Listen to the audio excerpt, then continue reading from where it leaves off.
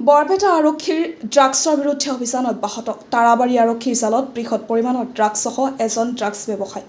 বৰপেটা জিলাৰ তাৰাবাৰী আৰক্ষীয়ে গোপন খবৰৰ ভিত্তিত এক অভিযান চলাই সন্দেহযুক্ত ড্ৰাগছসহ এজনক আটক কৰিবলৈ সক্ষম হয়। ভাৰপ্ৰাপ্ত আৰক্ষী বিষয়া মৃণাল শৰ্মাৰ নেতৃত্বত চলিছিল ড্ৰাগছৰ বিৰুদ্ধে অভিযান। আৰক্ষীৰ অভিযান কালত এটা ড্ৰাগছ ভৰ্তি প্লাষ্টিকৰ পেকেট জব্দ কৰে। এটা পেকেটত 13.3 গ্ৰাম ড্ৰাগছ জব্দ কৰিবলৈ সক্ষম হয় তাৰাবাৰী আৰক্ষীয়ে। ধৃত কুখ্যাত ড্ৰাগছ ব্যৱসায়ী ক্ৰমে তাৰাবাৰী আৰক্ষী থানাৰ অন্তৰ্গত হৰিপুৰ গাঁৱৰ হাছেন মিয়াৰ পুত্ৰ হাফিজুল মিয়া বুলি জানিব পৰা গৈছে।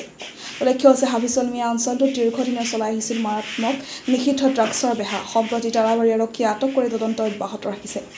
বৰপেটা চেঙাৰ পৰা লাচিত বায়ানৰ report, North East Frontier news.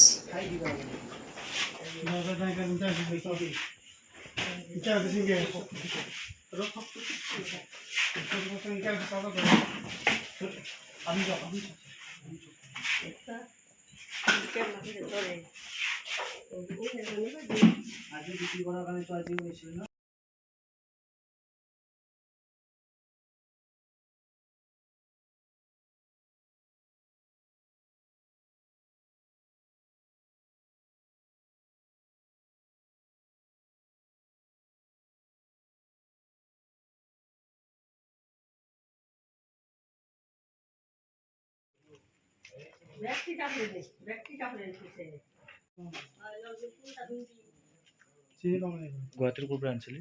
Registration কৰা আছে। কিমানটা আনিছিলি? 20 টকা। 20টা আনিছিলি?